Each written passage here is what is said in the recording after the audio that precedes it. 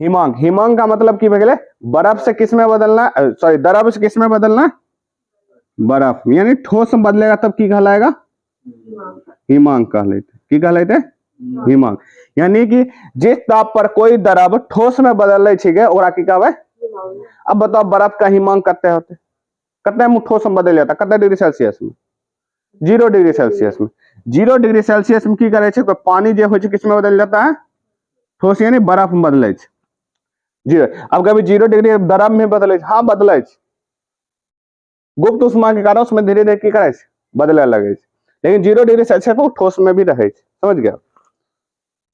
अगला दे छे संगलन, की देने छे, संलग्न, संलग्न, संलग्न, की देने छे, संलग्न।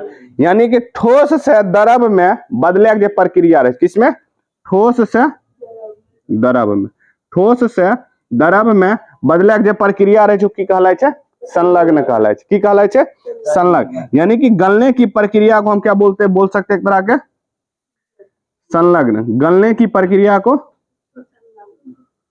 संलग्न बोलबे, गलने की प्रक्रिया को संलग्न। जमना, अब जम जाए छे एकर मतलब की एकर सेंस दै छे, बर्फ बन निकले आ जमै कथी छे, द्रवे न जब, अब गैस डायरेक्ट जमेगा नहीं, यानी कि जमे, जमना किसे कहते हैं, पूछेगा जमना, तो जमना किस में कहेंगे, द्रव को हम किस में बदलेंगे, ठोस में। तो ठोस द्रव में, द्रव से ठोस में बदले तो हम की कहबे, जमना।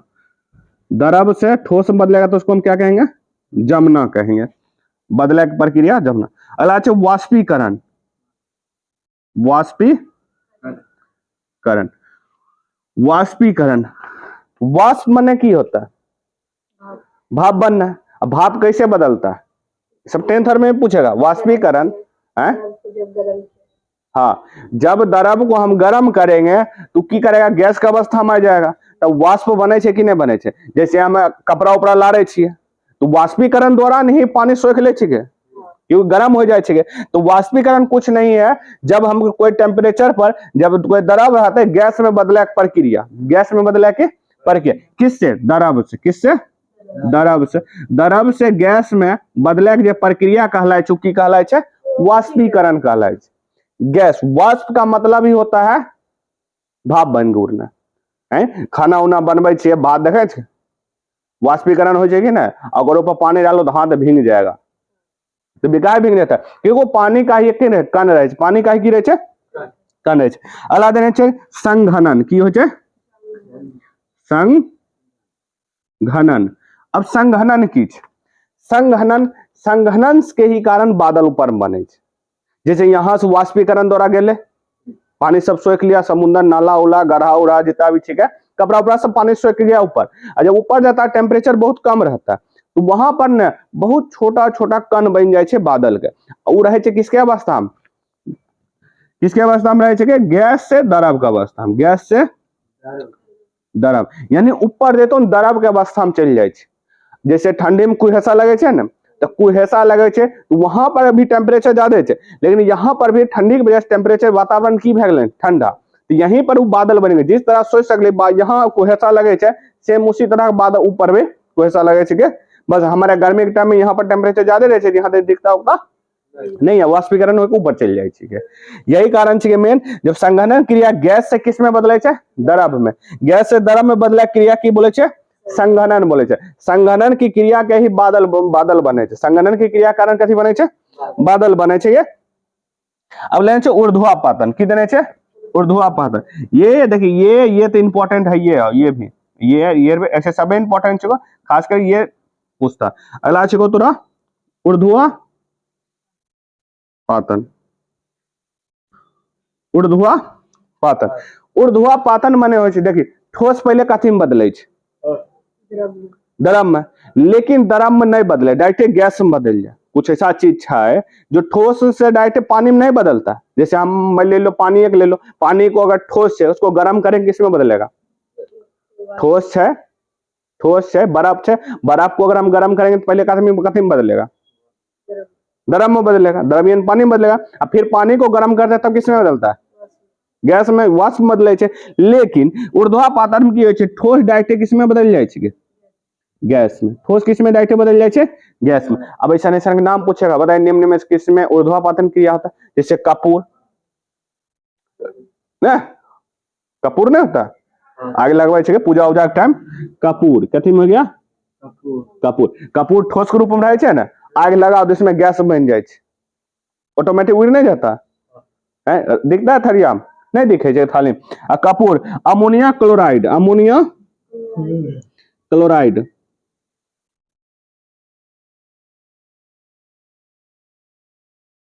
अमोनिया क्लोराइड, ये भई गेल ऊर्ध्वापतन। अब अगला छको निक्षेपण, की छको? निक्षेपण। एक और डेफिनेशन है लास्ट में, निक्षेपण।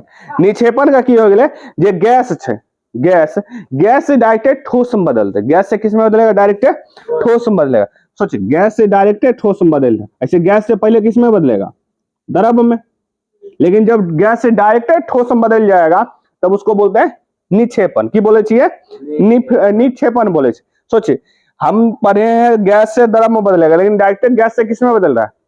ठोस में। तो उसको कहते हैं कि वैसी प्रक्रिया जिसमें कोई पदार्थ गैस से डायरेक्ट किस में बदल जाता है? ठोस में, तो हम की बोलवे? निक्षेपण कहवे। जैसे देल छिके जल को डायरेक्ट अगर अत्यधिक ठंडा करबे, जल को डायरेक्ट ठंडा करबे, जल को की करबे? जल यानी वाष्प, माने वाष्प को, यानी कि जल छो न गैस, वाष्प का अगर हम डायरेक्ट ठंडा कर लिए तो किसमें बदल जाएगा? ठोस में। किसमें बदल जाएगा? डायरेक्ट ठंडा कर लिए तब, गैस को बहुत तेजी से ठंडा कर दिलिए, डायरेक्ट किसमें बदल जाएगा? तो गैस से न बदले से ठोस में। गैस से इसका डिफिनेशन, अगर हम गैस से अगर हम द्रव में बदल रहे, गैस से किस में बदले? द्रव में, तो संघनन की क्रिया हो जाएगी। गैस से द्रव में बदलना की कहलाए छे? संघनन। लेकिन गैस से डायरेक्ट ठोस में बदलना क्रिया की कहलाए छे? निक्षेपण कहलाए छे। वाष्प से, जैसे वाष्प यानी कि जो पानी का भाप रहे छे उसको बहुत ज्यादा एकाएक टेम्परेचर बहुत ज्यादा दे तो किसमें बदल जाएगा? ठोस में बदल जाएगा। की बदल जाएगा? ठोस में। तो ई तौर रह गेलो डिफिनेशन। अगला देखिए संलग्न का प्रसुप्त उष्मा।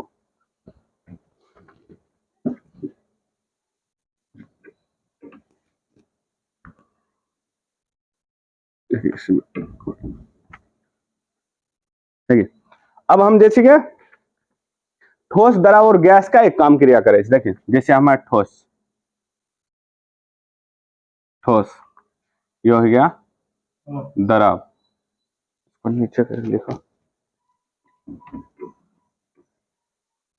जैसे भै गेलो ठोस, पानी को सेंस लेकर रखे, समझ गया? द्रव ये हो गेलो गैस, गैस यानी वाष्प। अब यही देखो डिफिनेशन की याद करे तरीका।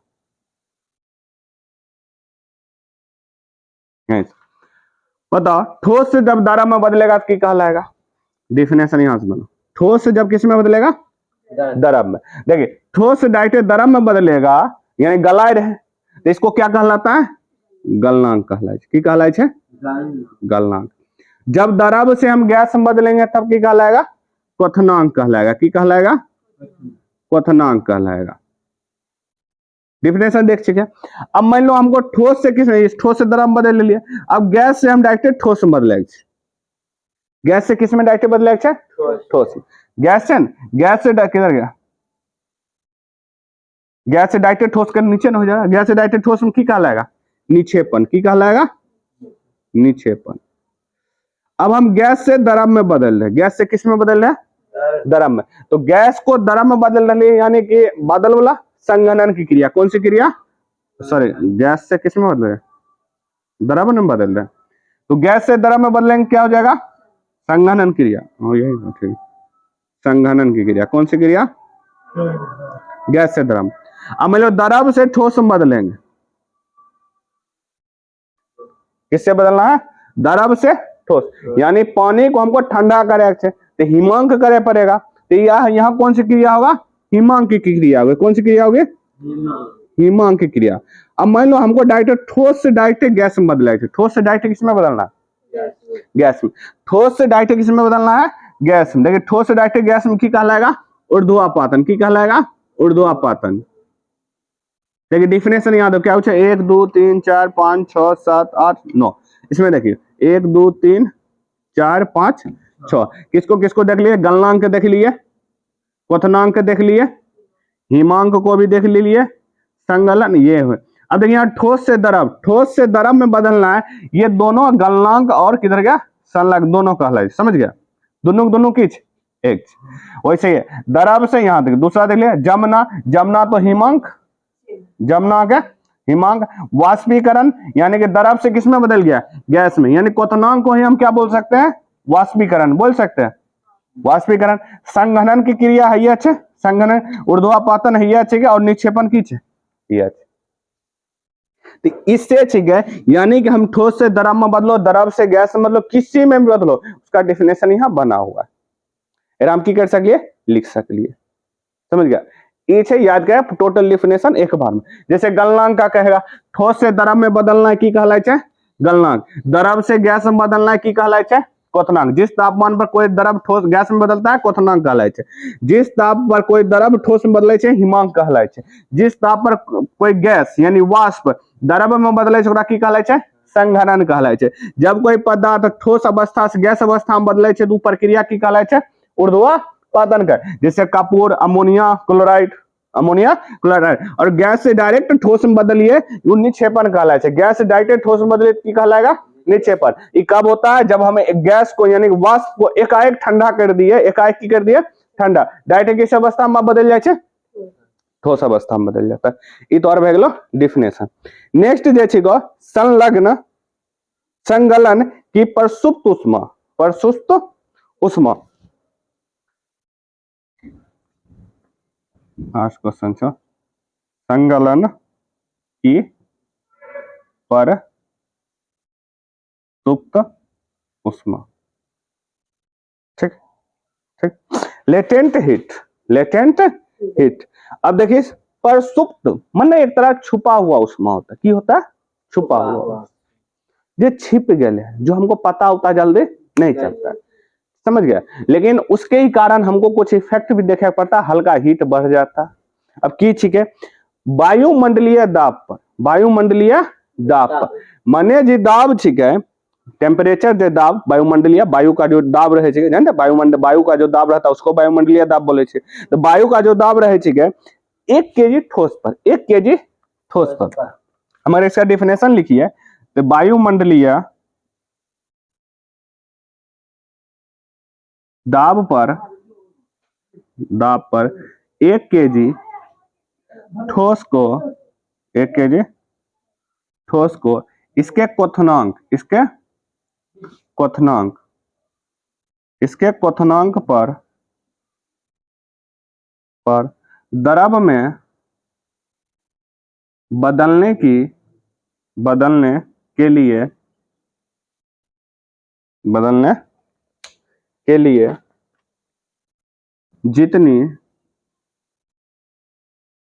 जितनी उष्मीय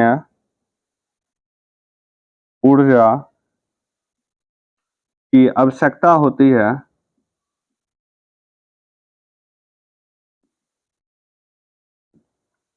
है उसे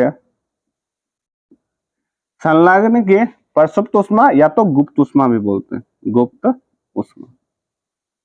उष्मा कहते हैं।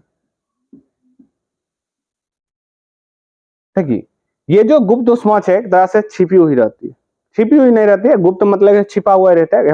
लेकिन अब कोई काम कर रही है, काम करे में हमारे कुछ एनर्जी लगेगा कि नहीं लगेगा, बिना पावर कोई काम होगा। सेम उसी तरह अगर हम 1 केजी ठोस ले लिए, 1 केजी ठोस में ना बर्फ ले लो, 1 केजी हम बर्फ ले लिए, ओकरा हम द्रव में बदल लिए, की बदल लिए, अब धीरे धीरे द्रव में बदल रहा, यानी पानी बन रहा। तो पानी बनता है तभी की करे छिके, तो पानी के बदले में, पानी में बदले में जे टेम्परेचर खत्म हो उसमें ऊर्जा की आवश्यकता, जत्ते उसको उष्मा चाहिए। हम जाने 0 डिग्री सेल्सियस पर बदलते कि नहीं बदलते, 0 डिग्री सेल्सियस पर वो बर्फ भी बनता है और 0 डिग्री सेल्सियस पर वो पानी के रूप में आ सकता है। यानी कि हमको जो 1 केजी ठोस के और क्वथनांक पर, क्वथनांक माने कि उसको यहाँ पे द्रव से गैस में बदले के लिए उसको कत्ते अच्छा है, ठीक। क्वथनांक जाते हैं उसको जाए द्रव में बदलने, द्रव में उसको बदले, ठोस से किस में बदलना है, गरम गरम में बदले के लिए जे ओकरा उष्मा के जरूरत होते, जते उष्मा के जरूरत होते वह उष्मा की कहलाय छै गुप्त उष्मा। गुप्त उष्मा होय कते छै, छिपल रहता। जैसे गरम करबे तो ओकर कुछ और होते, ठंडा करबे तो कुछ और होते। जैसे अब देखे छे 100 डिग्री पर खौलायल पानी के छूबी और वही 100 डिग्री सेल्सियस पर जे खौल गेलै पानी ओकर वाष्प को छूबी, जैसे खाना बनवे छे और रोटी से जे हवा निकले छे गरम हवा ओकरा ज्यादा जलन महसूस होता है। चावलों से देखबी भात बना रहिए ओकर जे भाप लग जाता है तो ज्यादा, वही अगर ओकरा में हाथ डालबे ओकरा ज्यादा ठंड नहीं होगा, ओकरा ज्यादा मतलब गरम हमको महसूस नहीं होगा, लेकिन ओकर भाप से ज्यादा महसूस होगा। का है हाई वो तो भैया टाइम वो भी 100 डिग्री सेल्सियस यो 100 डिग्री सेल्सियस दोनों एक है, लेकिन हमको की करेगा ज्यादा महसूस होगा। काहे महसूस होगा ज्यादा, क्या उसको ना एक ऊर्जा लगले 100 डिग्री सेल्सियस से पानी छे, अब पानी से भाप बने में जो लगले हैं एक लगले पावर जो यानी ऊर्जा लगने, वही ऊर्जा कहलाता है हमको प्रसुप्त उष्मा या तो गुप्त उष्मा। अब बर्फ का गुप्त उष्मा की होय छे, बर्फ बर्फ बर्फ गैस ठोस बदले ठोस रूप से ठोस में किसी में बदलेगा द्रव में। इसका गुप्त उष्मा याद रखिए 80 कैलोरी 80 कैलोरी पर ग्राम यानी 1 ग्राम में 80 कैलोरी ऊर्जा हमको जरूरत हो के इसमें गुप्त उष्मा के रूप 80 कैलोरी। याम अगर देखे रखबी ऊर्जा के रूप में यहाँ पर 3.36 गुने 10⁵ जूल प्रति केजी, यानी 1 केजी में 3.36 गुने 10⁵ जूल की ऊर्जा की करे आवश्यकता पड़े। वही अगर वाष्पन की वाष्प जब गर्म हो रहे तब ये तो ठंडा वाला है आ गरम वाला में कुछ ज्यादा रहते, गरम वाला में की रहे कुछ ज्यादा रहते, इसमें 540 रहे 540 कैलोरी ग्राम और याम हो जाएगा 22.6 गुने 10⁵ जूल प्रति केजी, ये हो जाएगा जूल प्रति केजी। माने 2 उष्मा, एक बर्फ में बर्फ से पानी बदलेगा कि बदलेगा, तो उस समय भी एक गुप्त उष्मा लगे उसको खर्च उसको बर्फ से बदले में जो पावर लगे छे जे उष्मा की जरूरत हो छे। अब कहीं कहीं इसको लिखल रहेगा कि गैस से द्रव से गैस में बदले, वो भी हो जाएगा, वो भी होगा, लेकिन उसमें वाष्पन की क्रिया में जाएगा और ये वाला डिफिनेशन बर्फ की क्रिया में जा रहा है, लेकिन दोनों का दोनों सही रहेगा डिफिनेशन, समझ गया। इसका अलग अलग भी लिखा था, तो यहाँ देख बर्फ में 80 कैलोरी गुप्त उष्मा हो कहते हैं 80 कैलोरी प्रति ग्राम, यानी 1 ग्राम में 80 कैलोरी। जैसे 1 ग्राम पानी ले लिए बर्फ ले लिए उसमें जो कत्ते उष्मा की जरूरत होता है 80 कैलोरी 80 कैलोरी, और वाष्पन की क्रिया में 1 ग्राम में 540 कैलोरी ऊर्जा खपत होगा। वही अगर हम केजी की बात करें तो 1 केजी के प्रति केजी माने 1 केजी में इतने जूल जे छो तो जूल ऊर्जा की आवश्यकता, ऐसा मात्रक है जूल। ठीक, ये हो गया तोरा प्रसुप्त उष्मा, और ये ओकर बाद कुछ बच गया है वाष्पीकरण प्रभावित और डिफिनेशन चाहिए तो हम नेक्स्ट क्लास में करबे।